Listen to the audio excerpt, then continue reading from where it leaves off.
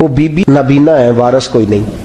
अबू बकर सिद्दीक आते, अमीर आदमी, फिर उसके घड़े में पानी भर के लाते, फिर उसके घर में झाड़ू देते, फिर उस बूढ़ी औरत को खाना खिलाते, फिर उसको खर्चा देते, फिर उसको कहते कि फला आदमी की तेरे पड़ोसी की मैंने ड्यूटी लगा दी है, जरूरत हो तो तू उसको कह देना। बड़े जमाना खिदमत की। एक दिन हजरत उमर फारूक उस बीबी के दरवाजे पे चले गए, दस्तक दी।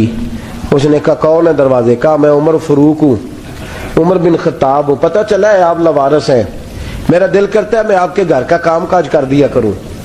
तो बीबी कहने लगी नहीं, एक बंदा आता है कई सालों से वो कर रहा है, मुझे वही ठीक है।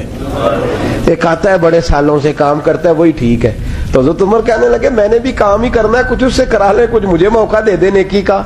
कहने लगी नहीं वही ठीक है। तो फरमाने लगे मेरे अंदर क्या नुक्स नजर आया है, अम्मा जी मुझे भी टाइम दें। तो बीबी कहने लगी नहीं वही सही है। हजरत उमर जज्बाती आदमी थे, जलाली आदमी थे, कहने लगे मैंने कहा नहीं मुझे बताओ मैं क्यों नहीं कर सकता। तो बूढ़ी अम्मा कहने लगी तुझ में और उसमें फर्क ही बड़ा है। कहा वो क्यों?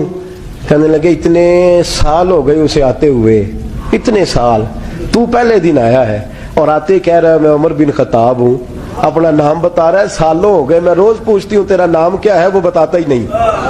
वो कहता है अम्मा मैं काम सही करता हूँ, तो नाम को छोड़ो, नाम बता के क्या करना है। फरमाया ये थोड़ा फर्क है, उसने इतने सालों में नाम नहीं बताया और तू पहले दिन ही आगे कह रहा उमर बिन खत्ताब हूँ। तू अब्बा जी का भी नाम बता रहा है, मैंने नहीं काम कराना, मुझे वही सही है। नाम नहीं बताता, नौकरी पूरी कर जाता है। हजरत सैयदना उमर फारूक फरमाते हैं मैं तहज्जुद के वक्त झाड़ियों में छुप के बैठ गया। कहते मस्जिद नबी से वो शख्स निकला, चेहरे पे नकाब, पैरों से नंगा, और मैंने उस शख्स को खरामा उस बूढ़ी औरत के घर के करीब जाते देखा। तो पीछे से जाके मैंने कहा ओ मुसाफिर चेहरा तो दिखा। तो कहते हैं चेहरा उठाया तो अबू बकर सिद्दीक थे, सिद्दीक अकबर थे। हजरत उमर फारूक फरमाते हैं मैंने कहा तू जूती को उतार के आता है? तो कहने लगे जूती से जब चलता हूं तो पैरों में आवाज पैदा होती है, जूते की वजह से। पड़ोसियों को तकलीफ देने का मकसद तो कोई नहीं ना। और फरमाया जब जूतों से आवाज पैदा होगी तो गली मोहल्ले वाले पूछेंगे अबू बकर किधर जा रहा है, तो मैं नेकी किसी को बताना नहीं चाहता। तो फरमाया अबू बकर कब से आ रहे हो? फरमाया छोड़ उमर, बस दुआ कर रब मेरा आना कबूल फरमा ले। तो दुआ कर सरकार की बारगाह में हाजिरी सही लग जाए, छोड़ मैं कब से आ रहा हूँ, किस वक्त से आ रहा हूं, इस मसले को छोड़। तू ये देख पानी पर नसोलियां रंगा रंग कड़े, परया उसदा जानिए जिसदा तोड़ चढ़े। ये बात आपने दर्जनों बार सुनी है, लेकिन इस पर गौर तो करो मेरे दोस्तों। हज़रत उमर फारूक फरमाते हैं जिन दिनों तबूक के लिए मेरे नबी ने ऐलान फरमाया मेरे हालात अच्छे थे, अबू बकर के अच्छे नहीं थे, माली हालात कमजोर थे, कुछ मसाइल थे, मेरे अच्छे थे।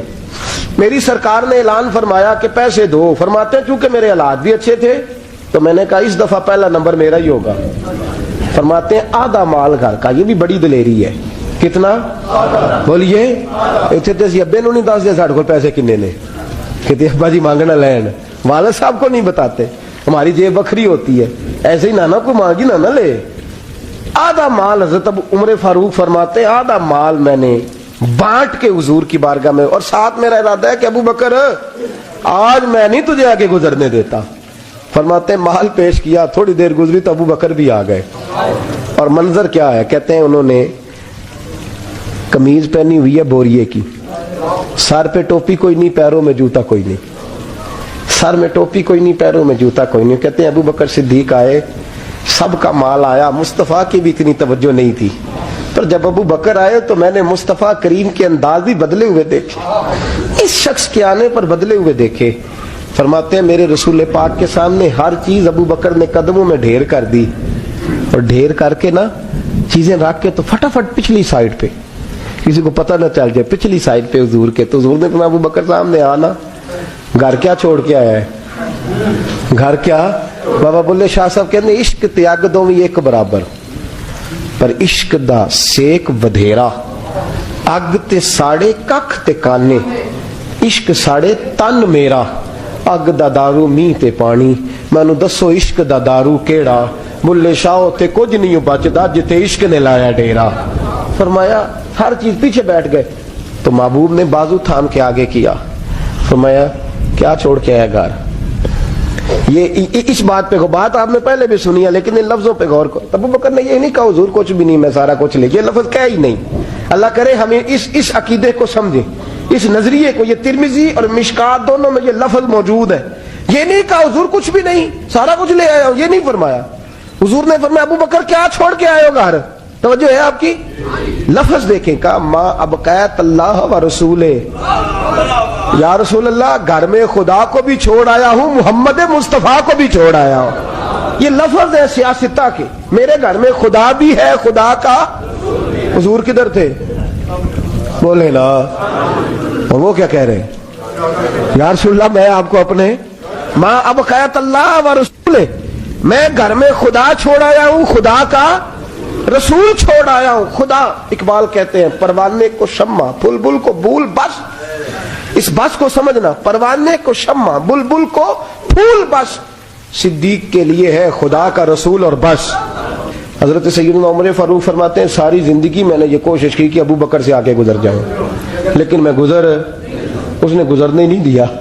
اس کا انداز ہی بڑا انوکھا ہے, اس لیے کہ صدیق کے لیے ہے خدا کا رسول اور بس. آگے پیچھے جو جائے نا, ایک دن فجر کی نماز پڑھی مسجد میں, مشکات کی حدیث ہے. تو عمر فاروق فرماتے ہیں فجر کی نماز پڑھ کے نا تو نبی پاک صلی اللہ علیہ وسلم نے فرمایا روزہ کس نے رکھا ہے بھیا آج؟ اور فرماتے میرا رات کو ارادہ تھا رکھ لوں, یہ حضور نے پوچھا تو میرے دل میں خیال ہے رکھ ہی لیتا تو بہتر تھا, نمبر تو لگ جاتا نا. فرماتے ہیں حضور نے فرمایا کس نے رکھا ہے روزہ؟ کوئی نہ بولا. تو سرکار نے فرمایا جو صرف اس لیے چپ ہے نا کہ دوسروں کو پتہ نہ چل جائے, وہ میں کہہ رہا ہوں ان سے بولے. حضرت صدیق اکبر نے ہاتھ کھڑا کیا, عرض کی سونے تیری موج ہے نا, چپ رہنے کا حکم بھی تو ہی دیتا ہے اور بتانے کا حکم بھی. حضور رکھا ہوا ہے روزہ. حضرت سیدنا عمر فاروق کہتے ہیں میں نے بڑا گور کے دیکھا, میں نے کہا لنگن نہیں دیندہ بھائی, اگے حد ہو گئی ہے. خیر کہتے ہیں تھوڑی دیر فجر کی نماز پڑھی مسجد میں, اللہ کے رسول نے فرمایا یہ بتاؤ کسی نے آج کسی بیمار کی تیمارداری کی ہے؟ آج ٹائم کیا ہے بولے سارے بولیے, فجر کی وقت کسی نے تیمارداری کی ہے؟ تو حضرت عمر کہتے ہیں سارے چپ تھے, میں بول پڑا, میں نے کہا حضور ابھی تو فجر ہوئی ہے, بس سے جائیں گے تو تیمارداری بھی کر لیں گے. حضور فجر کے وقت. تو نبی پاک مسکرا کے فرمانے لگے عمر تو ذرا چپ تو کر. کہتے ہیں میں خاموش ہو گیا. تو حضور نے فرمایا جو چپ ہے نا کسی کو پتہ نہ چل جائے وہ بولیں. تو حضرت ابو بکر صدیق نے ہاتھ کھڑا کیا, عرض کرنے لگے یا رسول اللہ صلی اللہ علیہ وسلم 3 دن سے عبد الرحمن ابن عوف نماز پڑھنے نہیں آ رہے تھے مسجد میں. تو آقا میں نے رات کو پتہ کیا تو مجھے پتہ چلا وہ بیمار ہے. رات شاہ کے بعد پتہ کیا تو میں اپنے اس دوست کی عادت کو جانتا ہوں, وہ شاہ کے بعد جلدی سو جاتا ہے لیکن تہجد کے وقت ضرور اٹھتا ہے جتنا مرضی بیمار ہو.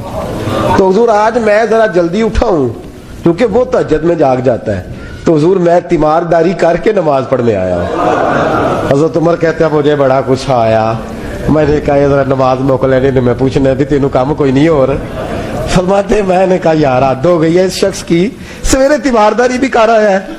کہتے اللہ یہ میں نے کہا یہ رقابت نہیں, یہ محبت کی جنگ ہے, یہ محبت ہے, اس کو کوئی لوگ غلط مطلب بڑی جلدی لیتے ہیں نا.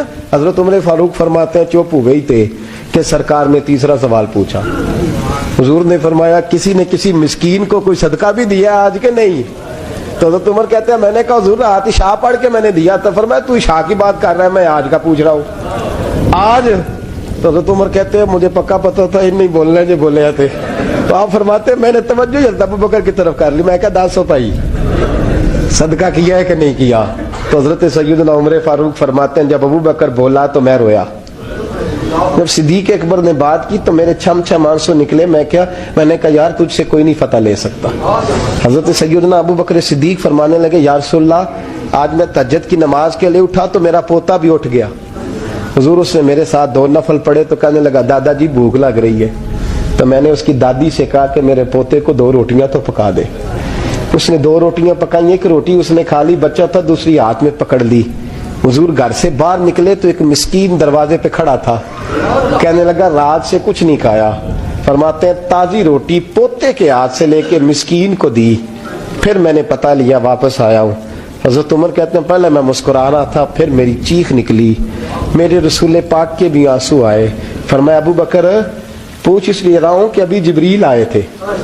اور وہ کہہ گئے ہیں کہ یا رسول اللہ صلی اللہ علیہ وسلم، جنت میں ایک حاجیوں کا دروازہ ہے جس سے صرف حاجی جنت میں جائیں گے، ایک روزے داروں کا دروازہ ہے جس سے روزے دار جنت میں جائیں گے، ایک سخیوں کا دروازہ ہے جس سے سخی جنت میں جائیں گے۔ یا رسول اللہ، ابو بکر صدیق کو رب کا سلام کہہ دیں اور کہے، رب فرماتا ہے ابو بکر جب تو جنت کی طرف منہ کرے گا اللہ سارے دروازے کھول۔